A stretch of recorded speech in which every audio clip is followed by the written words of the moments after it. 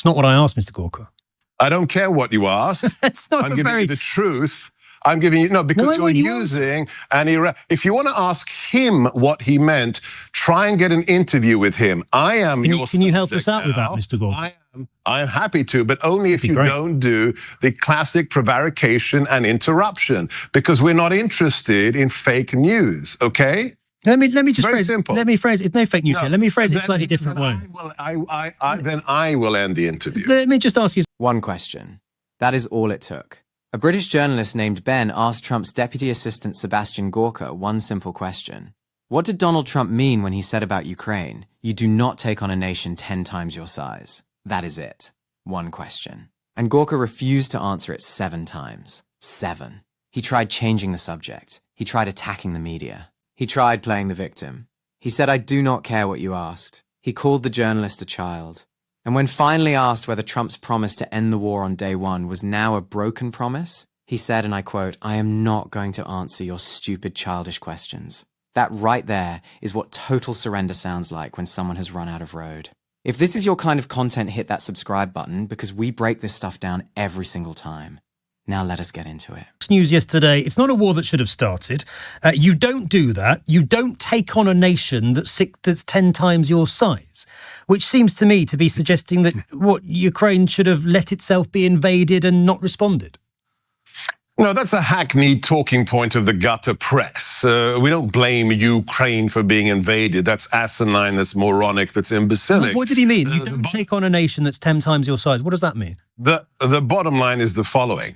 When President Trump was the commander-in-chief the first time around, there were no new wars. We didn't have Russia invading anyone. It's interesting that Russia only aggrandized its territory when Obama was in office, when Biden was in office. So what the president is making very clear, which is simply an empirical statement of fact, the world is a safer place when he is behind the resolute desk in the Oval. The point about you don't take on a nation that's 10 times your size, I mean, Ukraine didn't take on Russia.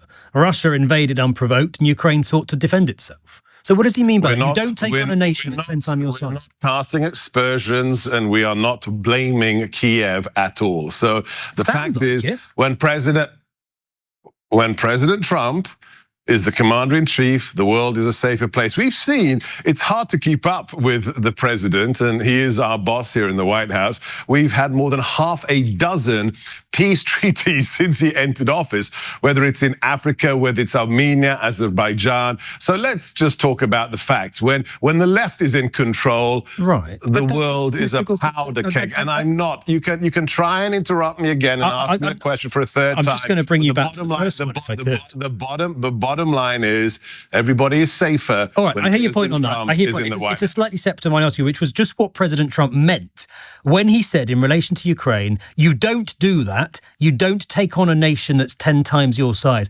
What does he think Ukraine should have done differently in this conflict? I'm not going to talk about hypotheticals, because if he had been in the White House, no. If he had been in the White House, if the Democrats hasn't stolen the election the last time around. That's not what I'm asking about. It's a completely. Ben, stop now, Ben. You're answering a question I haven't asked you.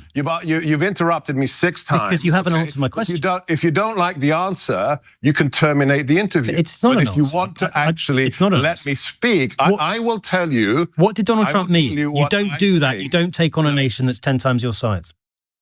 Ben, it never would have been invaded. Period. End of story. It's not what I asked, Mr. Gorka. I don't care what you asked. I'm giving you the truth. I'm giving you, no, because you're using an if you want to ask him what he meant, try and get an interview with him. Can you help us out with that, Mr. Gorka?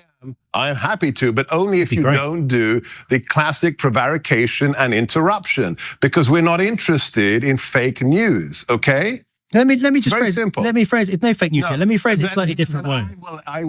Then I will end the interview. Let me just ask you a slightly different way then. Is it the view of the Trump administration? Do not ask me another way, because I simply will not ask. Is it the view of the Trump administration that Vladimir Putin was wrong to invade Ukraine? Don't be fake. Mr. Gorka, not fake news. Really simple question. I'm not going to do this for the 7th time. Okay, different question then. Was Vladimir Putin wrong to invade Ukraine? Of course. Absolutely. But Donald Trump keeps saying, it's NATO, this, it was... Donald Trump seems to keep suggesting that ultimately it's Ukraine's fault that it got invaded. Seems to suggest. He does. That's just not journalism. This war was about NATO, he said at the weekend. Was it? I thought it was about Russian imperialism. You just can't give it up, can you? There's no person in the world, nobody right now, not van der Leyen, no one, not a prime minister, not any other president who can stop the bloodshed. And all you want to do is, but he seems to say that. He hasn't stopped the bloodshed yet. Ukrainian children are dying this week. Okay, and you're going to fix it? I'm not going to fix it. No one's going to listen to me. I'm not the president of I'm not the leader of the free world. Right. There's one person who's going to stop it, and it's not you, and it's not any other head of state in the world. It's the man who's sitting in the White House. That's it. And if you want to continue to do silly gotcha questions, not silly gotcha questions at all. What does he say? Perfectly reasonable question. Look, of course. When will it end? When would you expect this war to end, Mr. Gorka? Because if you listen to what the premier of Ukraine said less than 24 hours ago, it could end very, very soon. So do you want to cast aspersions against Zelensky now? Not at all. I just asked because, of course, President Trump said, I will end this war on day one.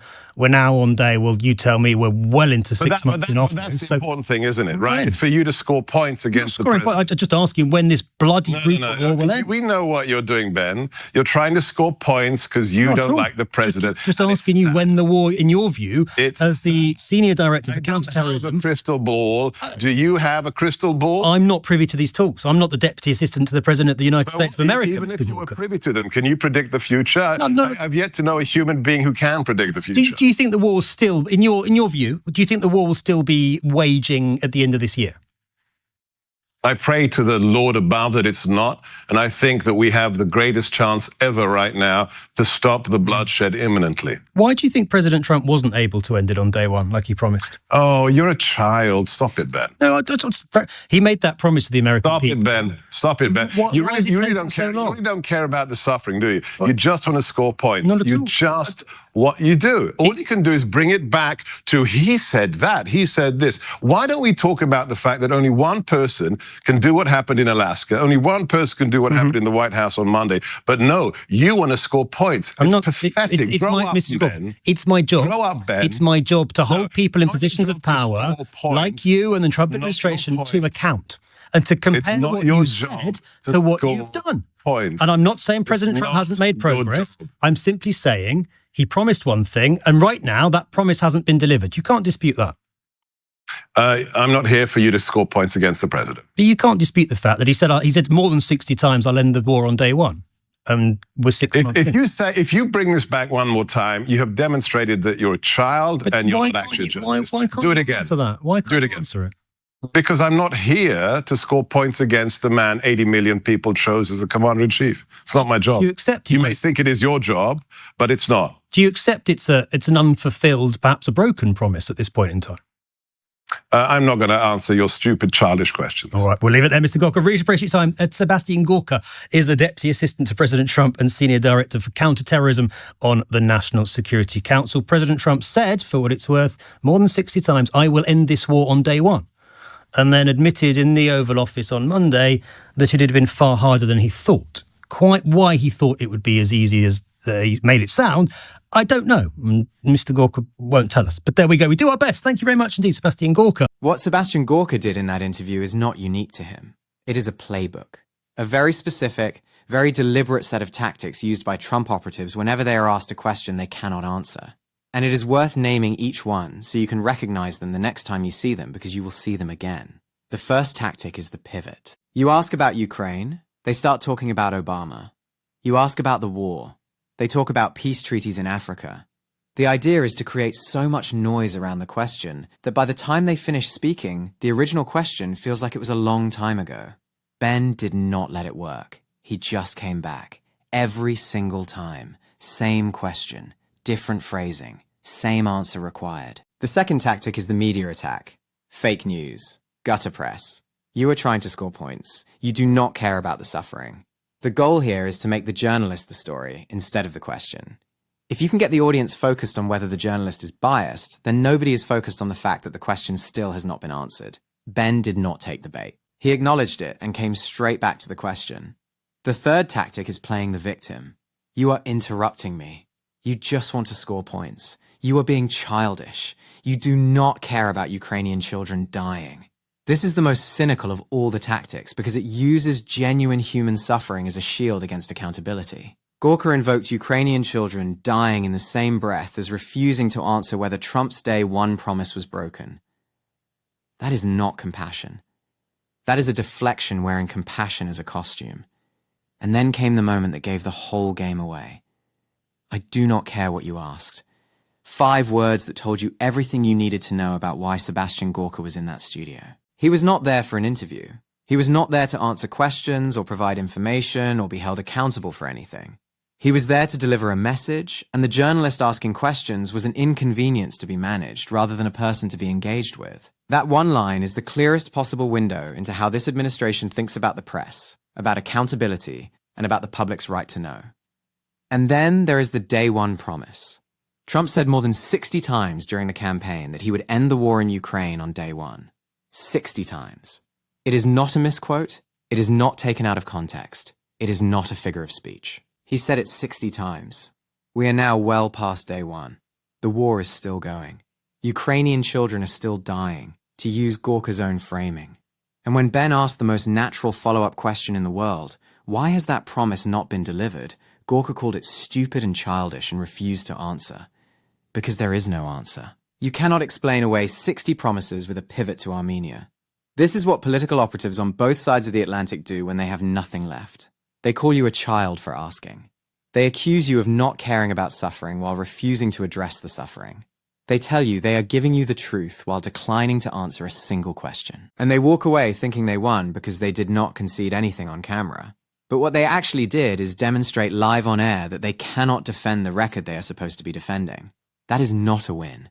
That is exactly what it looked like. A meltdown dressed up as a performance. This is fool's ballot. If this gave you something to think about, hit the like button, drop your thoughts in the comments below, subscribe to the channel if you are not already on board, and share this with someone who needs to see what accountability actually looks like. I will see you in the next one.